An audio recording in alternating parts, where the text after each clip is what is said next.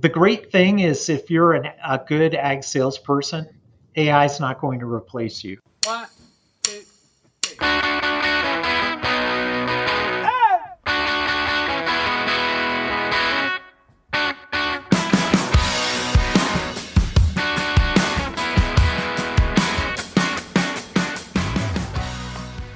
Coming up, we're talking to Corbett Kull of CamoAg, all about the business. We had Corbett on the podcast 7 years ago when the company was originally Tillable.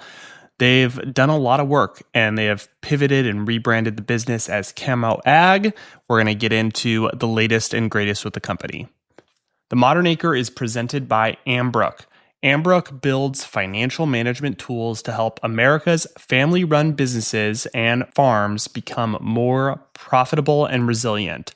To learn more about Ambrook, be sure to check out their website at ambrook.com. You can also hit the link in the show notes.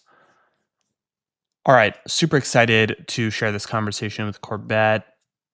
Like I mentioned, we had him on the podcast 7 years ago, which is pretty wild. A lot has changed in the past 7 years, including their whole company. They changed the name, they changed the go-to-market, they changed the product, but the underlying technology layer of map and farm-level data remains the same, but they're going to market in a different way, and they've kind of been operating in stealth mode over the past several years, and then made a recent announcement launching their new iPhone app with CarPlay integration and different subscription tiers. So agribusiness professionals, enterprises can purchase these subscriptions to access this data layer.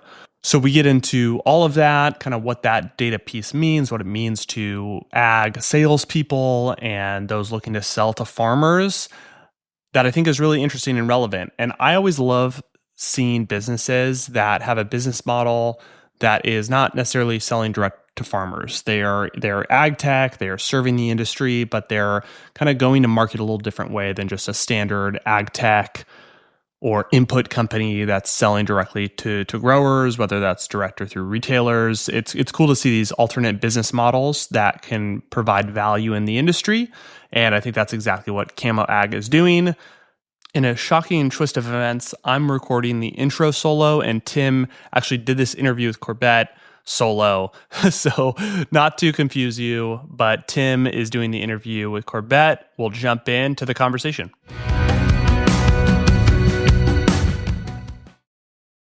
Corbett, welcome to the show. I was just looking up when you were on here last, and it was April of 2019. So 7 years since you've been on the podcast. Welcome back.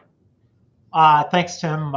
Glad to be back. Hard to believe it's been 7 years, isn't it? Kind of crazy. I know it's crazy how time has flown. Like we started the podcast 8 years ago, and it's like got married since then, have had kids since then. So a lot has changed in those 7 years. And we saw you a few weeks ago back in San Francisco World Agritech, and like we need to get Corbett back on and talk about all the latest at CamoAg, what you've been building. It seems like you've been kind of in stealth mode, heads down building the past few years. So excited to get an update.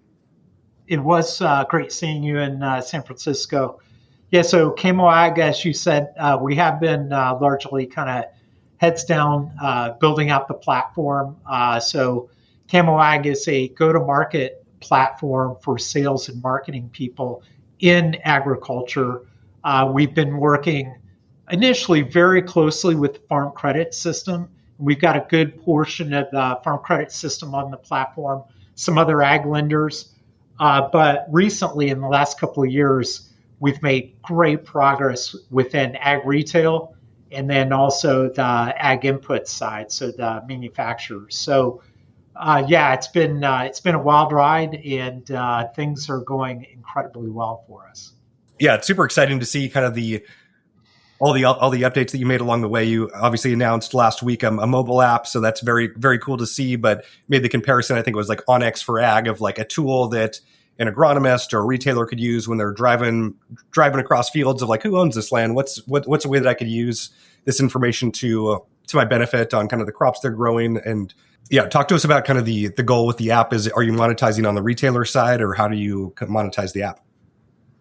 Yeah. So, I mean, first and foremost, Camo's really a platform. And one of the things that's unique about us is we're both, software plus data, right? So we've got this very rich data set of largely publicly available data around agriculture, producers, et cetera. And we're delivering that through our platform or our software.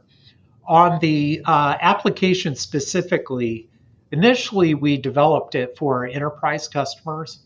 And one of the things that we heard, and literally for the last 2 years, folks have been asking us, hey, could we get CarPlay so we could see this while our guys and gals are driving through the countryside? They like to see all the data and information that we have on land ownership and producers on the screen of their truck, right? And one thing we have heard repeatedly, a lot of people in agriculture are using Onyx, right? I mean, it's kind of course, there's a pretty heavy overlap between hunters and farmers and people working in agriculture, and it does a pretty good job just around land ownership. What CamoAg does, just in terms of equivalency, of course, it's land ownership, but we have aggregated land ownership across the entire country, and then just really taking a much more agricultural centric view of putting data on the map, including information around producers, how much land they own, what crops they're growing, et cetera. So if you are a salesperson calling on farmers and you're looking for additional information before you drive down that driveway and knock on that farmer's door, we're really trying to be that trusted companion in the pickup truck.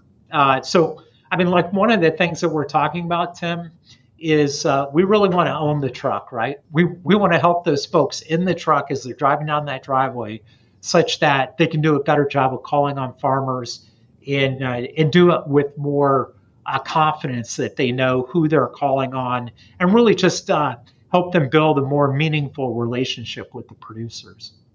That makes a ton of sense. Has it been challenging, like with these different data sources, like being national? Is it all one data source, or do you have to kind of couple together, like here's the California data sources, here's the Nebraska, Iowa, whatever the state is, to make it kind of cohesive on the data side?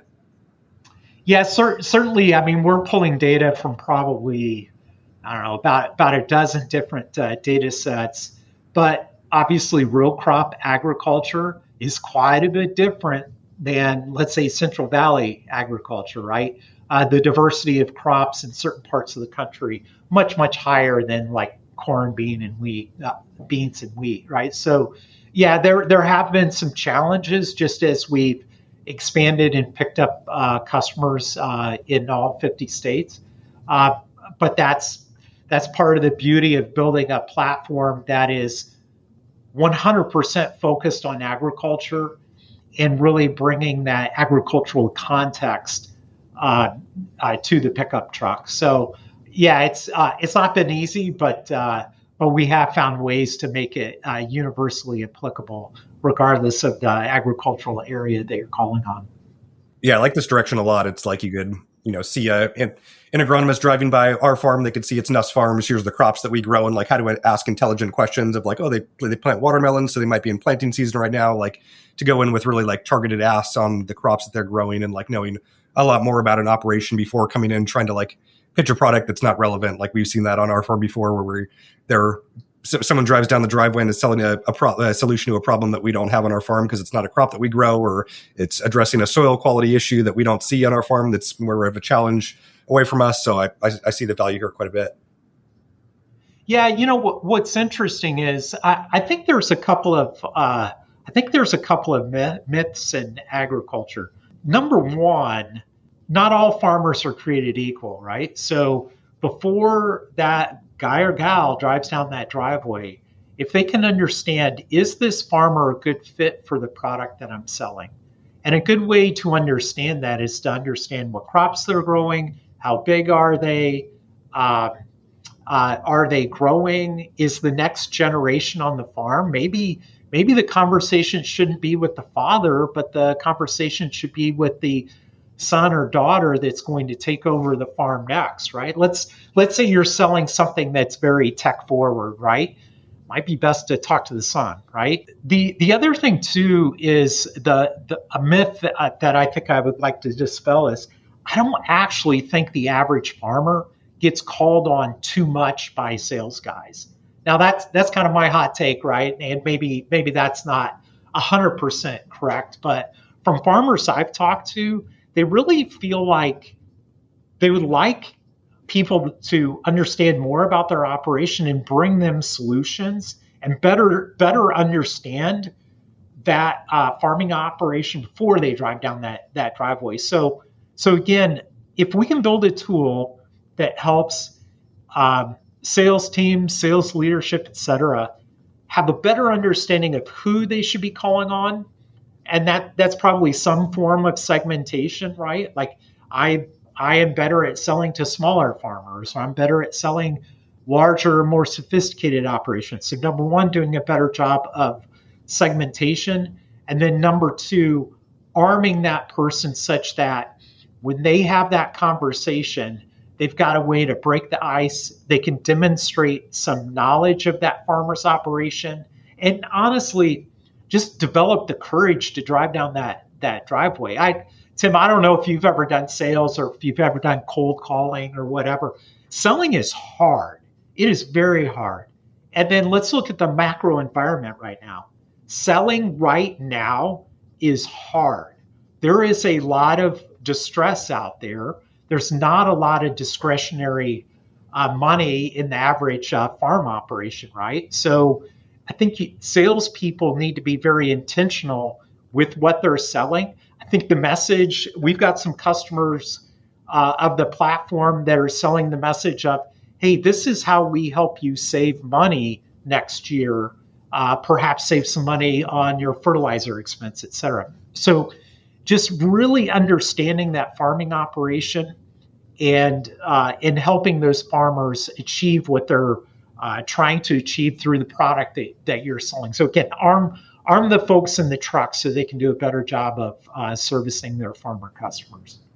So it's really like building a kind of like a customized CRM for some of these companies. If you're an ag retailer, you're an agronomist, you're kind of starting with this baseline data, and then you're kind of layering on top this kind of anecdotal data that you're gathering over time of like, oh, here's the best person to talk to at this farm. Here's some other interesting details. You kind of start with this base data and then make it your own, essentially. Is that correct? Yeah, that's correct, Tim. So we kind of live in this middle ground. We're not really a CRM, right? We are typically going to be integrating with somebody's Salesforce. If somebody has AgVend, a lot of retailers are just using their ERP system as their de facto CRM. We can match that data up to data that we have in the CamoAg platform and tell them more about their farmer customers. Like, hey, you think you know how big they are, but according to data that we're pulling together, maybe they're bigger, or maybe they're even a little bit smaller than what you thought. So it's interesting. CamoAg is kind of a batteries included solution, right? We're a software platform that has data on farming operations and land throughout the country versus like a CRM. I don't know if you've ever had to stand up a CRM, right? It's not easy, but it's a blank canvas, right? And one of the areas where companies struggle in the adoption of CRM in agriculture is, hey, my guys don't want to put data in any platform, right? They're so busy driving around, I can't get them to take notes on anything or sit in front of their computer after they've been driving around all day. They don't want to come back and do office work or sit on their laptop.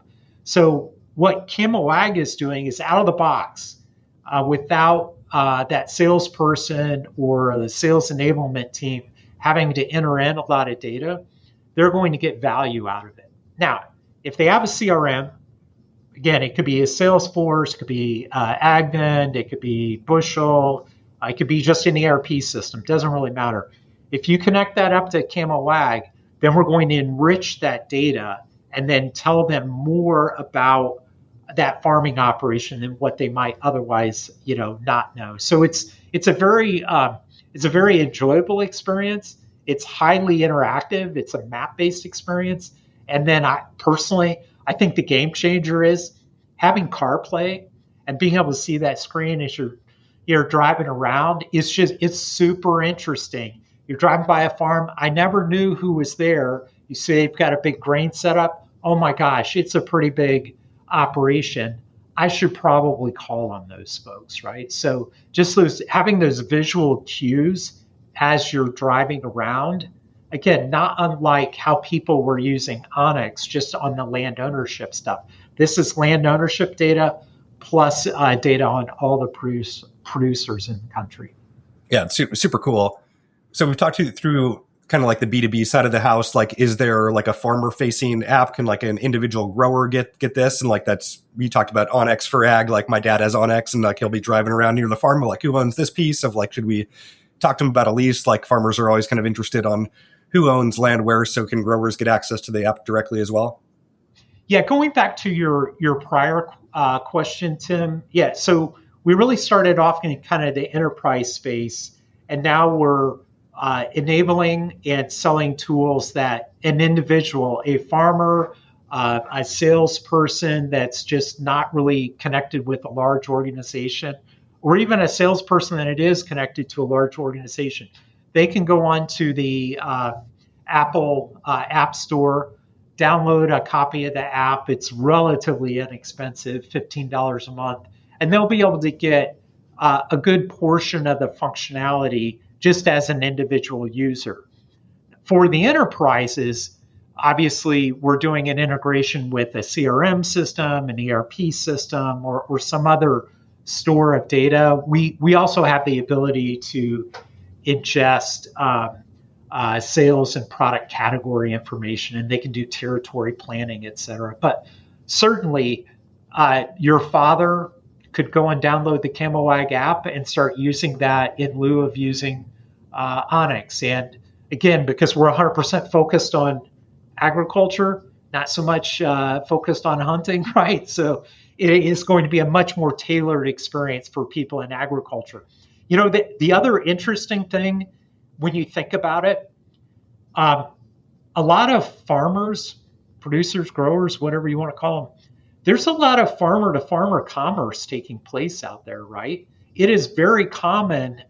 I farm, full time or close to full time, but maybe I sell a little bit of seed on the side, or I might be a dealer for some type of, crop protection, or I might have an equipment line that I sell, right?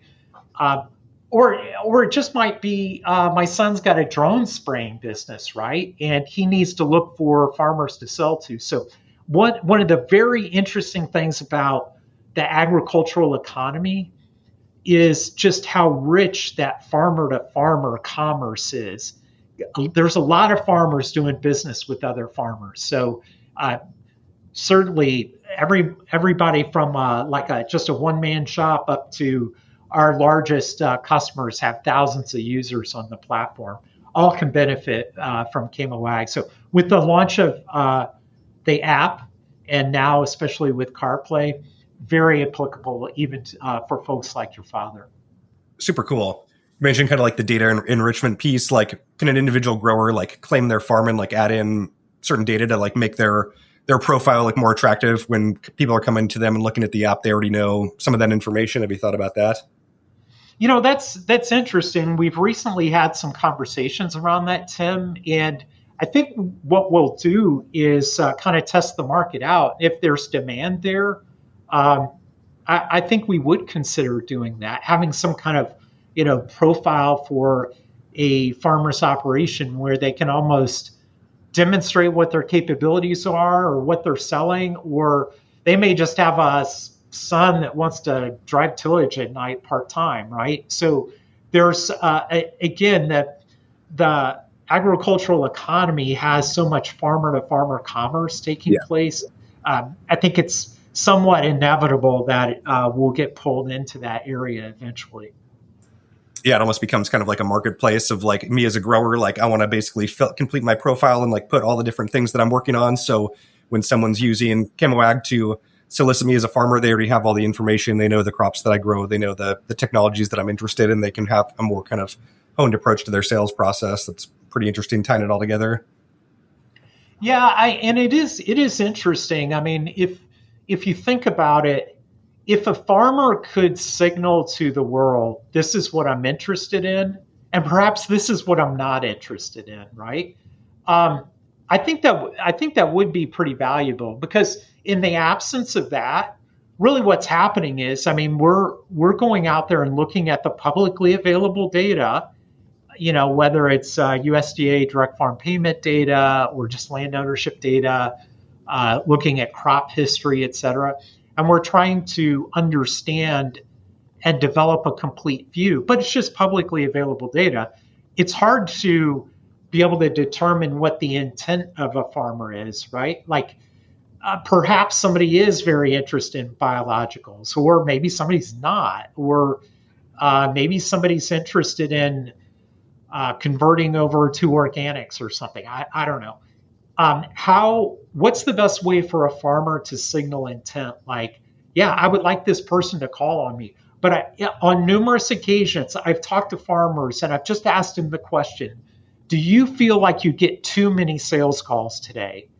And the answer is not universally, but the answer that I've heard time and time again, number one, no. And number two, the salespeople do not seem to be well prepped for the call. They don't know as much about my operation as I would expect them to know. Yeah, makes a ton of sense. I think what you're doing is really awesome to see this new direction, like the app making kind of usable tools. I need to get the CarPlay up and running in the truck. That'll be fun.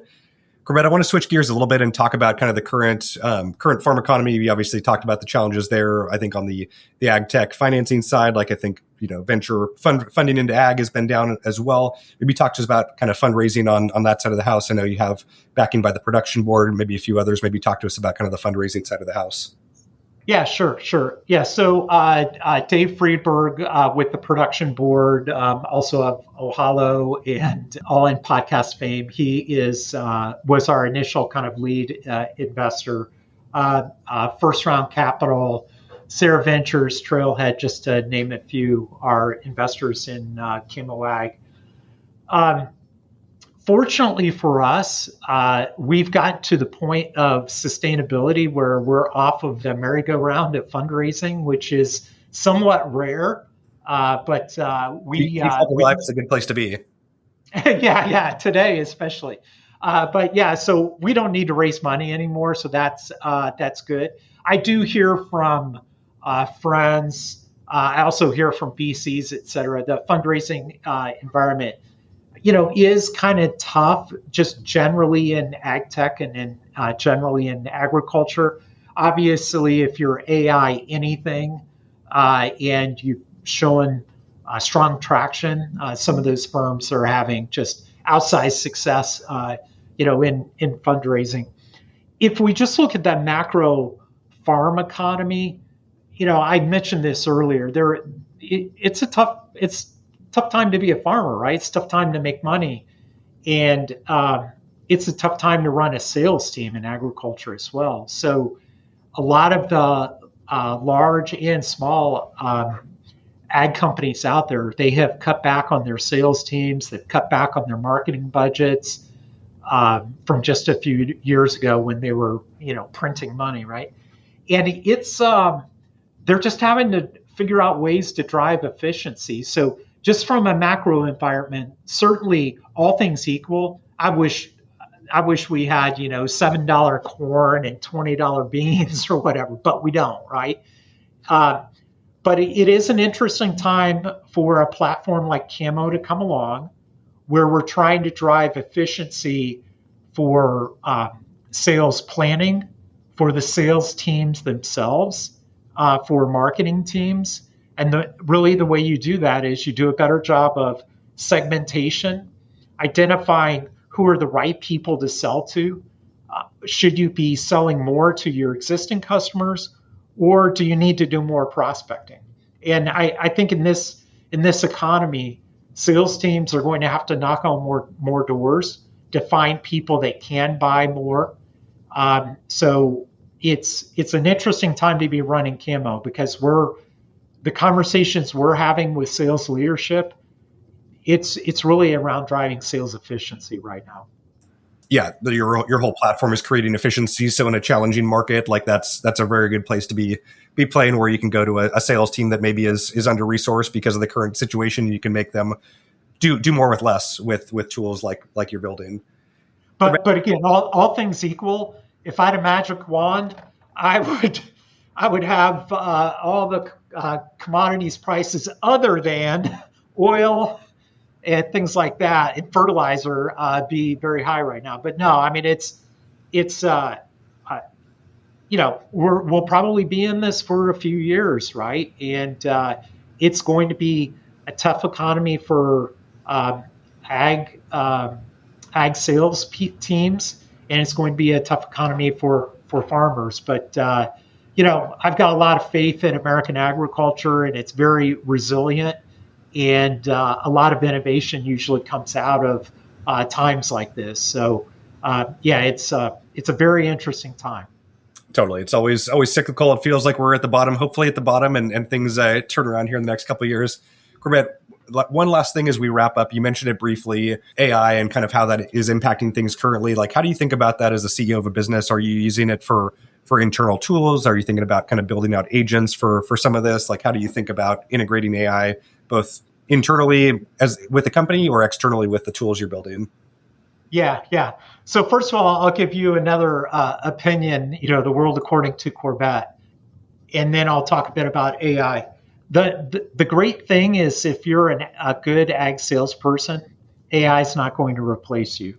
We talk about this internally all the time, right? Now, AI should hopefully make you a better salesperson, but I think what is going to happen, and a lot of people are saying this, people are going to even value those face-to-face interactions and those relationships even more than perhaps what they did just a few years ago. In terms of CamoAg and just kind of generally what we're seeing, number one, we do have a deep research tool that is built into the platform today that takes the publicly available data that we have on land and producers and creates a deep research report to help prep salespeople as they go on these sales calls. Does a really good job of helping to understand who all the people are in a farming operation. Is there that next generation that's going to take it over? A little bit of the history of the farm. Also, other ancillary things. Are they showing cattle and things like that? But just really, it's a research tool to help sales teams and marketing teams really help prep them for calls. Internally, and then also our search that we have in CamoAg is actually fundamentally powered by AI, and it's been a game changer for us. We rolled that out about 15 months ago, and the amount of engagement we've had in the platform as a result of having this AI-powered search, it's been remarkable. I mean, the usage has way exceeded our expectations. And you would say, okay, Corbett, search, AI-powered search, et cetera.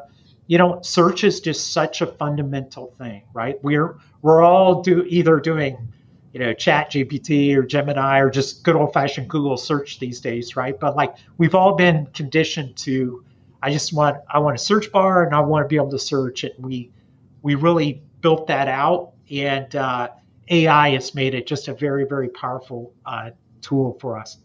Of course, in terms of software development, we're increasingly developing more and more software using AI. We're all in the company becoming much more of an expert on prompt engineering, right? And it's fascinating. I love it. I mean, it has been just from a productivity enhancement for us as a company. It's been huge. It's been a game changer.